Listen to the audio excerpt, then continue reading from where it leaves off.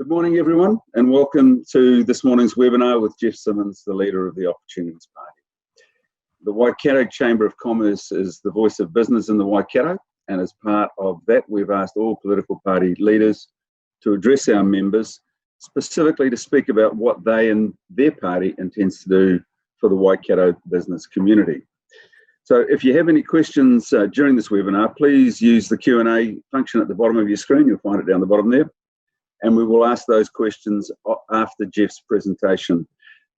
So Geoff, thank you very much for joining us today. We really appreciate it. And I'll hand over to you now to present to our members. Thank you. Thanks, Don. Kia ora koutou. I will just start off with a little bit about myself and about the Opportunities Party, or TOP, and then just do a brief presentation outlining our key focuses for the 2020 election. And then we should have plenty of time for your questions. So briefly about me, I'm an economist by training. I've spent my career researching solutions to New Zealand's biggest problems, only to watch career politicians throw those solutions in the too hard basket.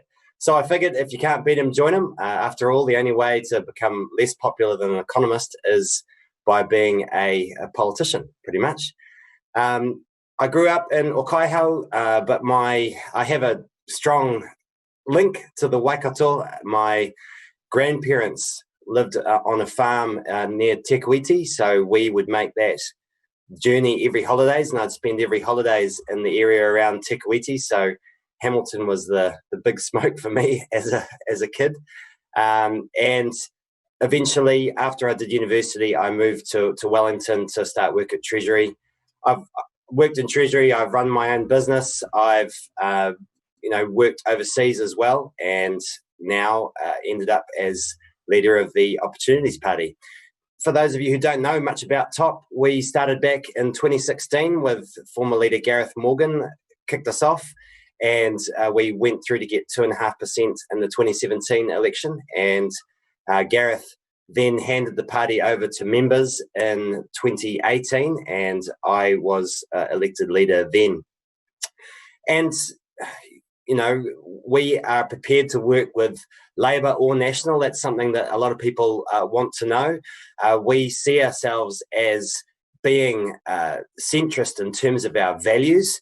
We're all about equality of opportunity, people getting a fair go, and that's the sort of stuff that both Labour and National talk about very much as well. Although, Labour tends to focus on your equality of opportunity is determined by the environment you grow up in, and National more says that your opportunity is determined by how hard you work. And both of those things are true. We think that's why we see ourselves as centrist. What differentiates us really is that New Zealand currently doesn't have equality of opportunity. We have some of the most expensive housing in the world, some of the poorest social statistics. It's easier to make money in New Zealand by speculating on housing than it is by starting a business. And, we think those sorts of issues are a real barrier to equality of opportunity. And that's why we believe that real change will be needed in order to shift us to actually being a country where people get a fair go, where they really do have equality of opportunity, much like we like to see ourselves as. After all, we're the country where a beekeeper went on to be the first to climb the world's highest mountain. That's one of the many stories we tell ourselves, but the statistics suggest that country no longer exists in terms of everyone getting a decent start in life and having the opportunities to fulfill their potential, which after all is what we're all about. So I will very briefly just do the technical thing of sharing my screen to take you through a quick presentation about our key. The slogan says it all: don't leave change to chance. We believe that a vote for any of the parties in Parliament basically is leaving real change to chance. And we think that TOP has the skills and the vision to create real change so that really everyone does have that equality of opportunity that we are talking about. And you'll see why as I go through the presentation. So our 4 focuses for the 2020 election, and I will talk briefly to these very much from a business lens. First up, affordable housing and rent. New Zealand's housing market is a hot, sticky mess. I think you'll all agree that that is the case. From a business angle, you might be wondering, well, why do I care about that? But this really affects your ability to attract employees because a lot of people can't afford to live near where they work. Rents and house prices have grown faster than incomes for the last 30 years. That's been under National and Labour. It shows no signs of letting up. And the upshot of this is that we have some of the highest house prices in the world. Again, that affects our affects our ability to attract workers. It affects people's ability to spend into the economy because they're spending so much of their income, more income than anywhere else in the world, on housing. As with COVID, we need to flatten the curve, as it were, and our vision is that we need to keep house prices and rents stable for another generation, another 30 years, so that incomes have a chance to rise and catch up. And in case you haven't noticed, other countries have done that. If you look at the bottom of that chart, you can see Germany has achieved it. And in case you didn't notice, Germany has a pretty strong economy. So we think the sort of claims about high house prices being a sign of success isn't fair. We need to stop pretending that buying and selling houses off each other is a way to get rich as a country. That's kind of the myth, the cultural myth that we have created.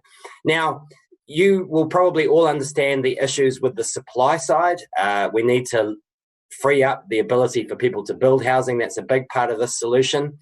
A big part of that, of freeing up the supply side, is allowing local authorities to invest in the infrastructure to actually allow for that housing to be built.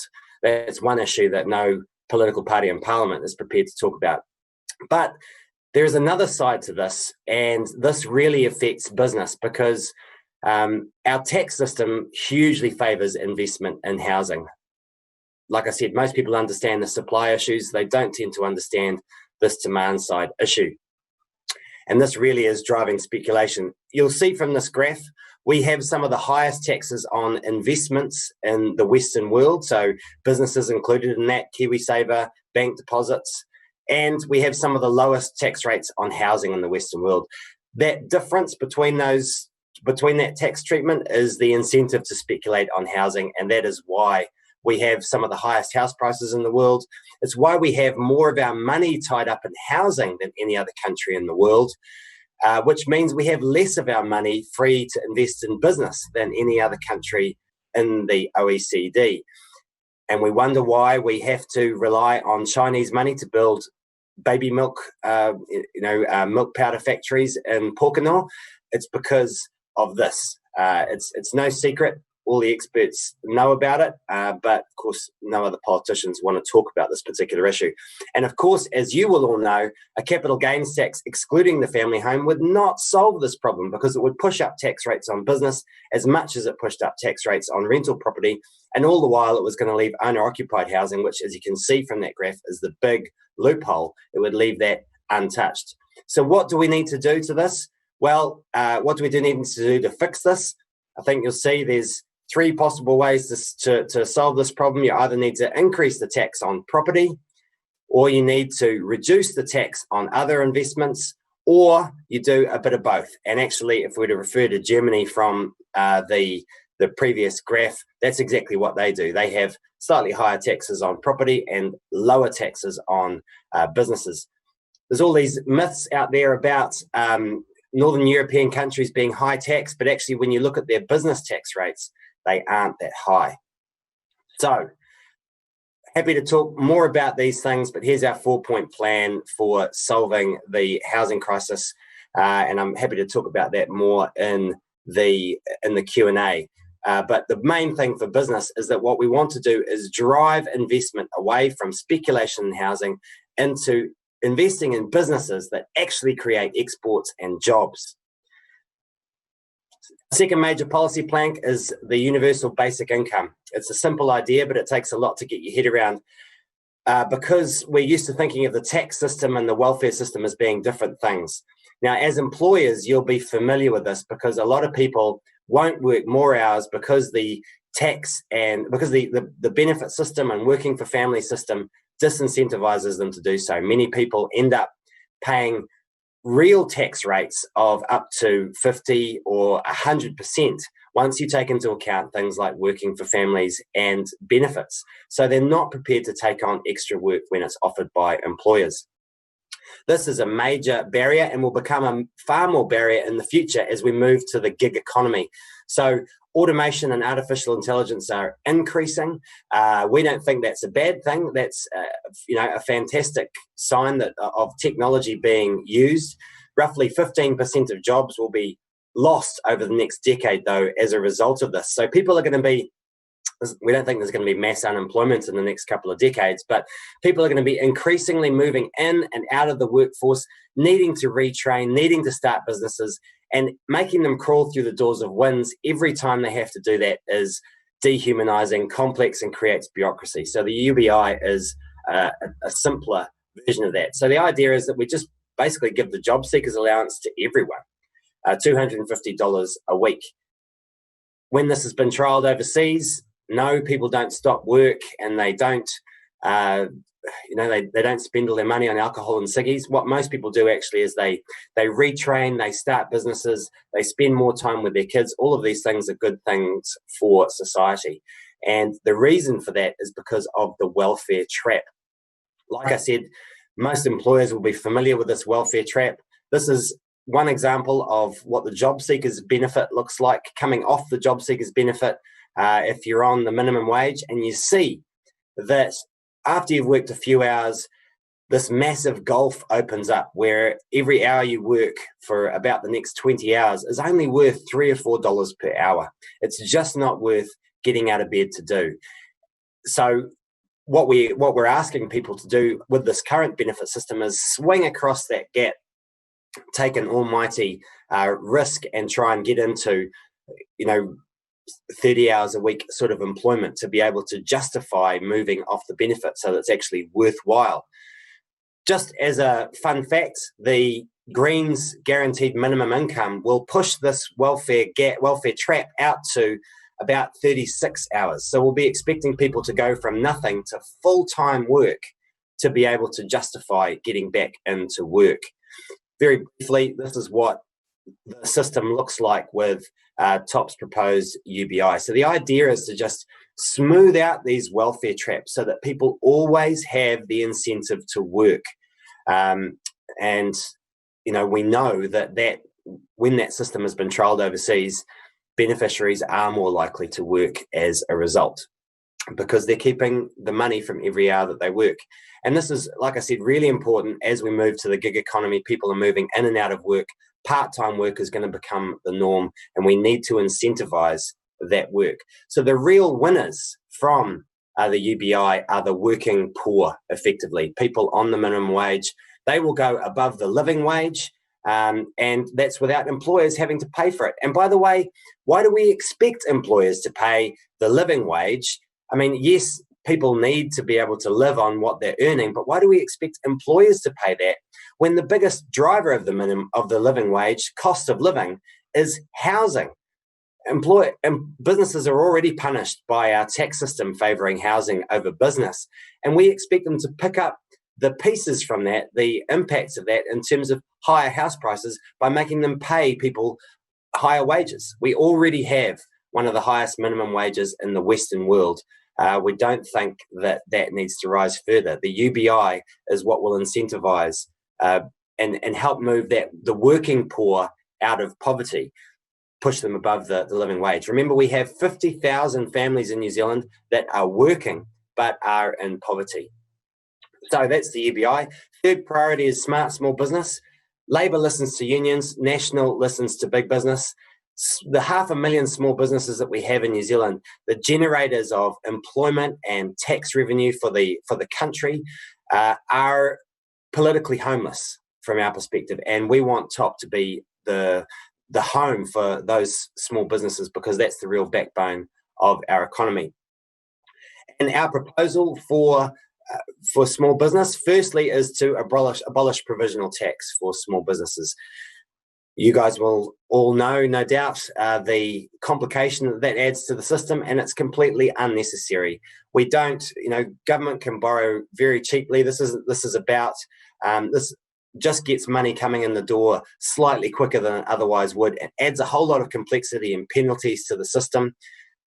We want to abolish provisional tax, and that's part of a much wider plan that we have to simplify the interaction between small business and government.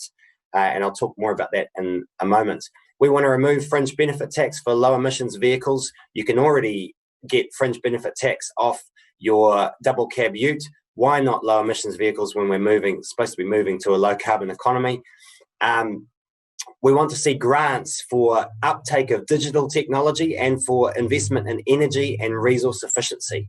So again, getting more businesses online simplifies their administration using things like Xero, those sorts of things, and we can actually put in a whole bunch of government support into that package behind them.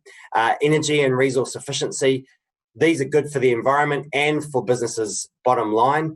Helping them conserve energy, of course, reduces power bills, fuel bills, all that sort of stuff, and at the same time reduces carbon emissions. Europe's been doing this sort of stuff for 20 years. It's very cost effective. We should be doing it in New Zealand. We want to rein in big business, so making sure they pay small businesses on time, very important to us. And also, we have some of the weakest competition laws in the Western world, and that causes a lot of problems in terms of big businesses using their market power on small business. We all know about the banks, right? And that would certainly help rein in the banks. We also favour a royal commission on banks in that respect, as to why we're the most profitable banking market in the Western world. And lastly, as I mentioned before, we want to encourage productive investment, shifting investment away from housing towards businesses that actually create jobs and exports, all that sort of stuff. So that's our smart small business plan. And lastly, a climate-friendly recovery. So the government is making massive investments over the next few years in response to COVID. This is a once-in-a-lifetime opportunity to invest in infrastructure. And at the moment, that money is being blown on pet projects all the way, on both sides of the house. National has its pet projects, Labor has its pet projects. The New Zealand First are desperately trying to buy votes in Northland. The Greens have promised solar panels on top of every house. I don't know if you've noticed, folks, but our peak electricity demand is 6 p.m. in the middle of winter, and solar panels are not a lot of use at that point in time. So there's a whole lot of really poor investment promises being made during this election. And TOP's point is that we should be investing in the stuff that actually has a good business case. We need to bring back real business cases to government infrastructure. What's going to improve productivity for the economy, make us working smarter, not harder? And secondly, what sort of infrastructure is going to allow us to meet our emissions reductions goals? So that climate-friendly recovery is a massive part of this, of the issues that we're facing in this election. A part of that should be to be focusing on planting erosion-prone land in natives. We shouldn't be blanketing the countryside in pine trees. The Parliamentary Commissioner for the Environment says that we shouldn't be using pine trees to offset fossil fuel emissions through the emissions trading scheme. And that's the government's chief environmental advisor. And what did the government do? Well, they ignored him because, of course, planting pine trees is the only thing that the three coalition partners at the moment can actually agree on. It's a terrible idea. Forestry, where it is, the best use of land is absolutely great, but we shouldn't be incentivizing it for carbon capture, with the exception of planting natives on erosion-prone land. I talked about making businesses and more energy efficient, but we need to do the same in our households. Massive opportunity for investment there to make our homes warmer and drier and more energy efficient. And in terms of what sort of 21st century infrastructure we should be building, again, Top thinks that a lot of this should come down to business cases, but the sort of stuff we should be looking at is much broader than road and rail. We need to be looking at the importance of broadband and cellular infrastructure. These are massive, as we've seen as a result of COVID, allowing people to be online and connected. This webinar is a great example of that, and thanks to Waikato Chamber of Commerce for your willingness to set this up and do this remotely. It's fantastic innovation. And the other big opportunity that we see in terms of 21st century infrastructure is investing in local authorities. Local authorities have 40% of the infrastructure in this country, but only 7% of the revenue to actually look after that infrastructure. That's why we've got pipes bursting all over the country. Central government needs to stop dangling coins in front of local authorities and fund them properly so that they can invest in good infrastructure so that we can have more affordable, high-quality housing in our city centres. We need to be building up. That is the key thing that we need to do to stop all of our productive land being overcome with urban sprawl, and make sure that people can live in an affordable, warm, dry home that's really close transport-wise to where they work, because when you take into account transport costs, that is much more affordable and has a lower environmental impact as well. So massive opportunities we see for infrastructure, but we really have to think about these things a lot differently than we're doing right now. And longer term, we are going to need a higher carbon price in order to pay for all of that, to pay for all of that investment that we need to do. So there's a quick run through through our priorities for the 2020 election. Sarah, if you want to take me off the shared screen now, you can. I can stop. I can actually press that. Oh, great. Thank you. Awesome. So that was a really quick whiz through our priorities. We have a bunch of other policies outside of that we don't have I didn't have the time to go into, but those are the things that we're focusing on for 2020. Happy to talk about any of those in more detail, or if you've got questions outside of that, happy to take those too. Thanks, Don. Yeah, cheers, Geoff. No, that was a very quick run through, and I think we'd probably appreciate a longer one. There was some very, very interesting ideas in there.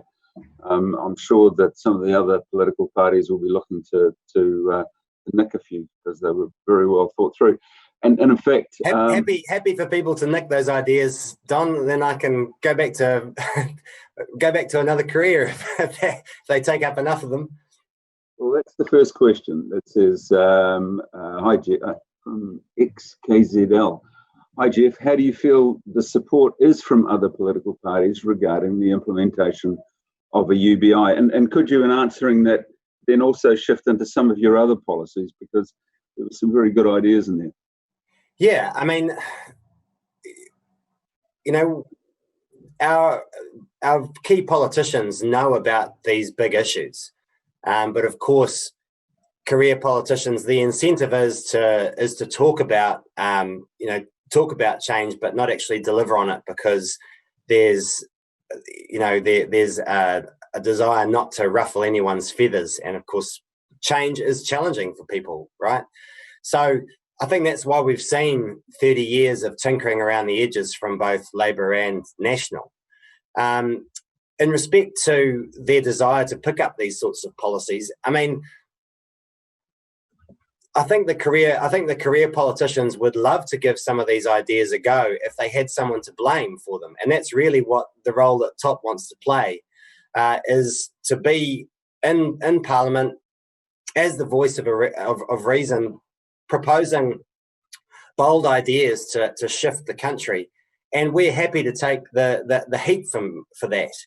And I think that will help shift the ground, prepare the ground for the career politicians to come in. We know that both National and Labour have looked at a UBI in the past. Grant Robertson looked at it most recently. Don Brash looked at it back in 2005. So the appetite is definitely out there. as we saw with the tax working group, what's really lacking in politics is someone to actually stand up for these ideas. Labor kind of dangled the capital gains tax and then left Sir Michael Cullen out to dry in terms of having to defend it. If people really believe in these ideas, then they need to stick up for them and actually take the conversation to the public, and that's what we are prepared to do. I mean, our top team is very much a group of experts. I'm an economist. My deputy leader Shai is a lawyer. We've got architects. We've got scientists. We've got small business people. In our team, and so we want to be, at the cabinet table, working with Labor or National to really, push these ideas through. Okay, well, the UBI is something I did a little bit of research on, and there's another question from Hayden Cargo on minimum wage. UBI was looked at in the States way back, even in Richard Nixon's day, which is going a long way back, and they actually did some experimentation with it, and the results seemed to be mixed. Can you comment on that? You'd probably have a better understanding of the research that was done than I. Yeah, so the research was I mean, in terms of when you say that they were mixed, the outcomes kind of depend on what you think is a good outcome, I guess. But most people worked more with the UBI. So most people who were on benefits worked more when it was experimented with. The people who didn't work more tended to be either people who were training or people who were staying home with small kids. And I think we know now that both of those things will improve our productivity long term, and so actually are a bonus. So generally speaking, I think the outcomes are positive. Okay, well, let's continue on that. Certainly a couple of questions. One from Hayden Cargo. What is TOP's view on a minimum wage going forward? Yeah, so I think we have seen, I mean, the evidence on a minimum wage is that having it slowly increase over time is good for productivity because it encourages businesses to invest. I think we're at the stage now where, like I said, as a country, we have the second highest minimum wage in the Western world. Certainly, it's very high compared to our average wage. So that makes us relatively unusual in that respect. I would say that continuing to push the minimum wage at the rate that the government is doing now does risk increasing unemployment. I mean, you do want to keep a steady upward pressure on it, but I think there has to be at a moderated pace to make sure that we aren't getting unemployment as a result. The debate now, which many of the councils are having, and certainly down here they're doing it with Hamilton City Council, on the living wage, which ratchets it up another 15% from the new minimum wage. You see that as being a disincentive to workers? Well, I think a disincentive to take on workers, if that's what you mean. For businesses to take on workers going to the living wage. I mean, like I said in my presentation, the key driver of the cost of living in New Zealand is housing. And it befuddles me why we expect businesses to pick up that particular cost. So that's why the UBI would lift people who are on the minimum wage above the living wage without businesses having to make that payment. Final comment on UBI, and then we'll shift on to a couple of other questions. Do you see UBI as even more important, even essential, with the economic fallout of COVID, with many more people out of work? Yeah, I mean, I think COVID's giving us a view of the future, right? We're getting a glimpse of what the economy is going to be looking like, even more so over the next 10 years. I mean, I talk quite a lot to people, experts in America, because I see the American economy as being 5 years ahead of us. I mean, the warehouse shutting down is just the start, folks. In big chunks of America, whole malls are shutting down because once they lose those cornerstone big retail outlets, the whole structure collapses. I mean, in New Zealand, we're still building malls. It's, that's got to be the worst investment out there. Amazon has taken over in the United States, the online sales. And, I think we're just starting to see the tip of the iceberg with the warehouse, downsizing here. These sorts of issues are going to it's only going to accelerate in the future. And I think people are going to be moving in and out of work. Jobs are going to need to become more flexible. And personally, I think that is a good thing. We should be embracing technology. We should be aiming to be more productive. And if we can get machines to do more things for us, that's great. We just have to make sure that we look after people in the meantime and make sure that they have the money to keep the economy going. And I think that's what we're seeing in parts of the country with COVID, that a UBI would be really helpful in terms of boosting spending into that local economy. Excellent. Well, I think we've done the UBI pretty well. There's a couple of other questions I think people would be interested in. One from Vaughan Winiata. Will you support the establishment of a government-ratified small business leadership group tasked with fostering an organised voice to government, representative of the wider small business sector, very much like the Chamber?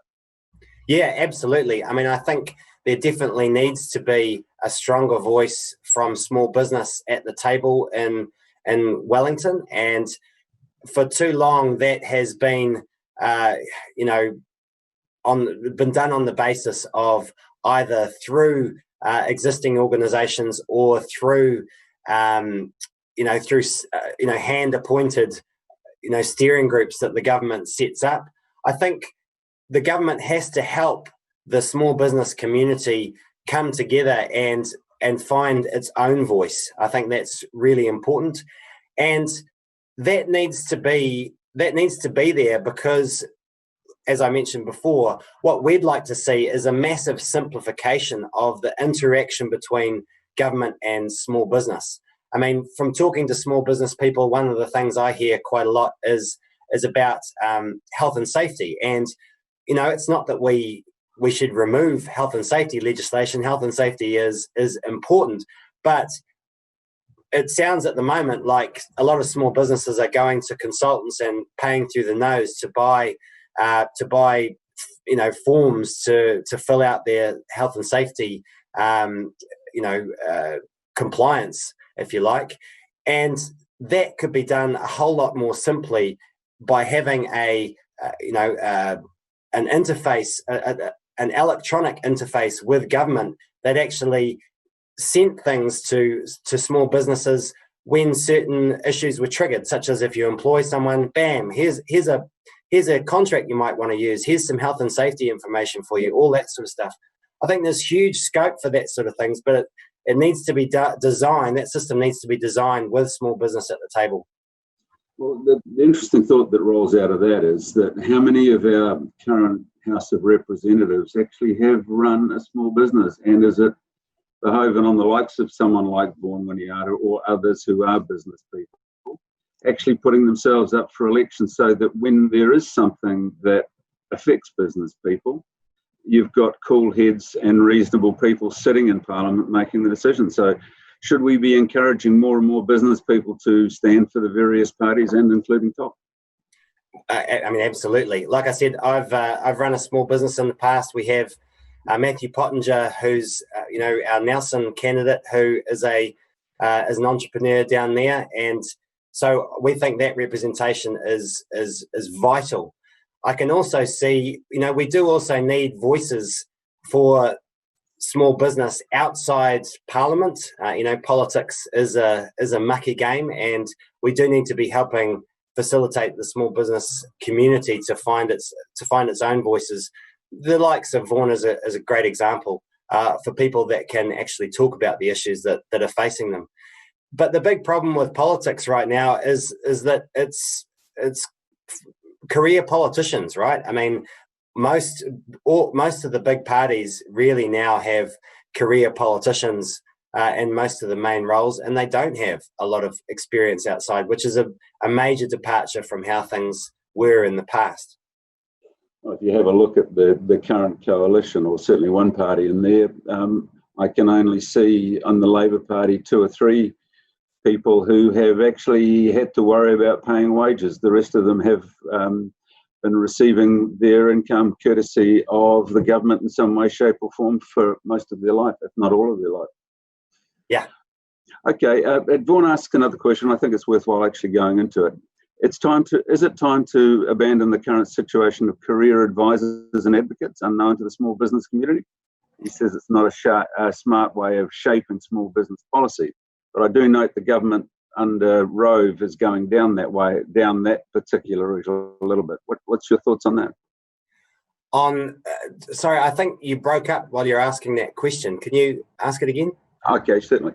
Is it time to abandon the current situation of career advisors and advocates unknown to the small business community? Right. You mean the kind of people that currently represent small business around the table with government? It looks like career advisors, probably. I'm not sure whether he means at school. Maybe we'll ask Vaughan to just clarify that, and I'll come back to that question. How would that suit you? Okay. Donald asks, can you explain how the equity tax applies to iwi-held assets? Yeah. So iwi-held assets are, effectively, this is the same as all business assets. What we are proposing is, and like I said, the exact size of this depends on how much we can reduce other taxes by in response to so that we can equal the goal is to equalise the tax on housing with the tax on other assets. So the idea of taxing equity in property is to make sure that it's paying at least as much tax as a bank deposit, right? Now, for property that is already generating a return of at least a bank deposit rate, so that's now currently 2.5%, they wouldn't need to pay any extra tax on top of that. So that's, that system basically means that, most productive businesses, farms, that sort of things wouldn't need to pay any more tax than they currently do. Now, of course, on the iwi side of things, they have business arms and charitable arms. The business arms pay tax, and the charitable arms don't pay tax. So this change in the tax would not impact that at all. One in from Jason Cargo. Hi, Geoff. Future planning of projects. Have we got to the stage of only shovel-ready projects? It's been great to have the Waikato Expressway to link productive areas together. So I guess what he's asking is the shovel-ready projects that the government has been touting at the moment. Do you see those actually making a difference over the next 2 to 3 years? I guess I'll add to that in order to explain it a little bit. Yeah, I think the big problem with focusing on shovel-ready projects is that we are not looking at really where the best return on investments could be. I understand the need to do things, to get things moving so that we can ensure that employment is there for people. But really, this is a symptom of the bigger issue that we haven't had a pipeline of infrastructure projects coming through for some time. And this is because we leave things entirely to politicians. So, when National moved out and Labor moved in, Labor said, no, we're not going to do all the things that National was going to do. We want to do these things instead. So we spend 3 years working out how we're going to do those things that Labor wants to do. And then nothing happens in the meantime. And then when Labor wants to do things, they go, oh, well, let's just grab the stuff that National already had. We need to, we need to get the politicians out of the process. Don't get me wrong. I mean, politicians should be setting the strategy for this sort of stuff, but we should, organisations like NZTA should be able to work on the business cases for these sorts of projects, particularly with local authorities, so that there is always a business case there and we know where the best return on investment is. That's really how the system should work. Okay, excellent. Jason, Justin Connolly. Great policies, Geoff. The Waikato is obviously very farming based. Can you talk through a comparative example of an owner-occupier house being taxed under your rules for two examples? One, I own a home and a business in the city, and I own a home that is a business, i.e. a farm. Yeah. So provided, the farm is fairly straightforward. Like I said, provided the farm is returning the same amount of tax as a bank deposit is. So at the moment, like I said, if you've got money in the bank, it's earning about 2.5%, and you pay tax on that. Most farms are earning at least as much return as a bank deposit over time. Anyway, I know there's years where there's ups and downs, but over time, if you're earning more than the bank deposit, there's no real difference in the tax that you'd pay. For someone in an owner-occupied house, and which is different to where their business is, the owner-occupied house would be expected to return as much tax as a bank deposit. So that would be again, let's say it's if you've got $1 million house, just for ease of numbers, that would be a bank deposit would be returning about 25%. Sorry, about 2.5% on that, say $25,000, and most people are paying about a third in tax, so that would be about $8,000 tax you'd expect to pay each and every year. Now, bear in mind, we'd be using that tax to reduce the tax on other investments. So if you then had a business in the city, your business in the city would be paying less tax commensurately. So it works out about even. Okay, but overall, you'd be paying less tax compared to the current model. Well, the idea is certainly for businesses to be paying less tax than the current model. Yes, the idea, like I showed with that graph before, is that housing's down here and businesses are up here. We want to move that to being equal. So housing would, property investments would be paying more tax, and businesses would be paying less. And that tax would be on your own home, the main dwelling. It includes them. I mean, we're providing the we're suggesting a way to solve this issue. Where we recognise that taxing the family home is a politically hot topic, and so the major parties may wish to negotiate on that. I think our point is that if you exempt the family home from these sorts of taxes completely, I mean, some family homes are worth $200 million. So I'd be happy to talk about having a threshold so that most people's family homes were not included in that particular issue. And it is worth pointing out that tax is only on the equity in the family home, not on debt. So debt already pays its tax because through the banks. So it's only on the equity. Okay. Sean just asks, and it's a quick question. We'll look to this interview is being recorded, so I'll come back to that a little later on. Jason asks a final question. How would TOP prioritise future projects given the technology that's arriving on us at the moment?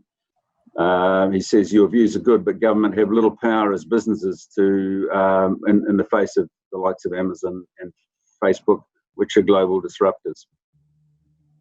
Yeah, so I mean the major point there is we need to make sure that those players are paying their fair share of tax, and other countries like Australia and the UK have moved on making sure that Google and Facebook pay their fair share of tax, and we would certainly advocate doing the same here in New Zealand. Is he referring to infrastructure projects or? Yeah, for example, you have the dichotomy between a virtual meeting like we're having now, and face-to-face, and there are arguments on both sides. And so we've got an infrastructure project that gives us a 4-lane highway to Auckland versus a fibre highway that we're operating on today. Yeah, I mean, generally speaking, I think that if we were to do, and this is why we're talking about doing business cases for these sorts of projects, right? So that we can actually compare them. I think if we were to do business cases, I think the potential, and we've already seen the value in the investment that National made in broadband, and I think we're only going to see greater value from that down the line with things like 5G and further rural broadband rollout. Roads are definitely useful between cities. I think we are seeing the limitation of car-based transportation in our cities. Pretty much most of our major cities are nearing gridlock. So I think we need to think a little bit more carefully about how we, what sort of transport infrastructure we put in place in our cities. But the ideal, as I said before, is for people to live more centrally, and younger people want to do that. They want to live more centrally so that they have less time spent on travel. The fact that some people are living in Hamilton and commuting to Auckland just completely bewilders me, but that's the world that we live in. I think the regional council thinks that there is a market for people to commute to Auckland, but only time will tell. Okay, we'll go back to Vaughan Winiata's question, because he's come back with a little bit of an explanation. So I'll read it word for word. You can see it yourself. So, it is time to abandon the current situation of career advisors and advocates unknown to the small business community. It's not a smart way to shape small business policy. When he says career advisors, he's talking of advocates, means government's use of people who are more bureaucratic and less genuine small business people. I got him wrong. This is currently a real problem. I think he says, I think you sound as though you're on the right track. So that's probably the likes of Te Waka and other business people, business organisations like that are the interface between business and government, and it's getting a more direct line through to government. Yeah, absolutely. And like I said, I think government has taken the easy option in the past on this, in terms of just talking to whatever already exists out there, and that has led to that kind of model that Vaughan's talking about. We have to shake that up and actually be prepared to invest in building voices for small business that actually speak to small business and are rooted in that community. Okay, Leo asked a quick question, and then I'll go on to some that's on the chat. So a superannuant will pay $8,000 to stay at home. So we'll be paid $8,000 per annum to stay at home. That was a question. Oh, so I think they're referring to the equity tax. So yes, superannuitants would be subject to the equity tax. I mean, what we are suggesting, of course, is that they wouldn't need to pay that, because they are they're cash strapped. So they would have the option to defer payment until their estate can settle it, basically, because most countries in the world have estate or death duties, but New Zealand doesn't have that. And so what we're suggesting is that our equity tax could translate into an estate duty if people weren't able to pay it. Okay, that's fine. I'll run through just one question from Mark Harden to all panellists. He writes, I've been laid off due to COVID-19 pandemic from a very well-paid job offshore, and searching for an avenue into land-based jobs. I'm appalled at the low level of wages, e.g. a forklift driver certified and experienced can expect $20 an hour. A highly skilled operator of a huge farm machinery can expect $20 an hour. How does top policy intend to address our very low wages? Yeah, so we are actually, that's a great question, Mark. We are actually releasing our innovation policy tomorrow, which will, start to talk about these sorts of things. But I would say, in terms of the really big issue here, New Zealand is, compared to all other OECD countries, we put more of our money into housing and less of our money into businesses than just about any other developed nation. So as a result, our businesses are capital starved. That's what the economists call it, which means that the average worker doesn't have much in the way of machinery to work with. And the idea is that if we have greater investment in those sorts of things, then the amount of output that each worker can do can lift, and we can afford to pay people more. We're stuck in this crazy low wage equilibrium at the moment, this low wage situation where we put all of our money into housing, so therefore we have really low incomes, and so therefore we can't afford the housing that we're trying to live in. The really successful countries around the world invest in businesses that actually create exports and jobs, and that's what we need to be doing much more here. So at a big picture, I would say it's about where we invest as a nation, but we will be talking a lot more about innovation tomorrow as well. I'll give you some feedback from down here. And talking to the business brokers, they are starved of businesses to sell. They have a surfeit of people with money cashed up, ready to buy businesses. There's not enough businesses for sale at the moment. So because at the moment you can invest in the share market, which is on a PE basis, fairly Wild West. You can invest in housing, which is going up in Auckland, as I see. But you put your money in the bank, and if you can get 2.5% on deposit, I think, Geoff, I'd take it if you could. I'm hearing under 2%. So people with spare cash, it's the baby boomers looking for investments, buying businesses, and at the moment it's hot. That's good to hear. Okay. Well, that pretty much covers it. I think Naomi Pocock says there's going to be a top roadshow at Hillcrest High on Monday the 27th. So those who are interested in seeing more of top, get yourself along there and have a bit of a look. I think it's also at 5 p.m. at Cambridge High School.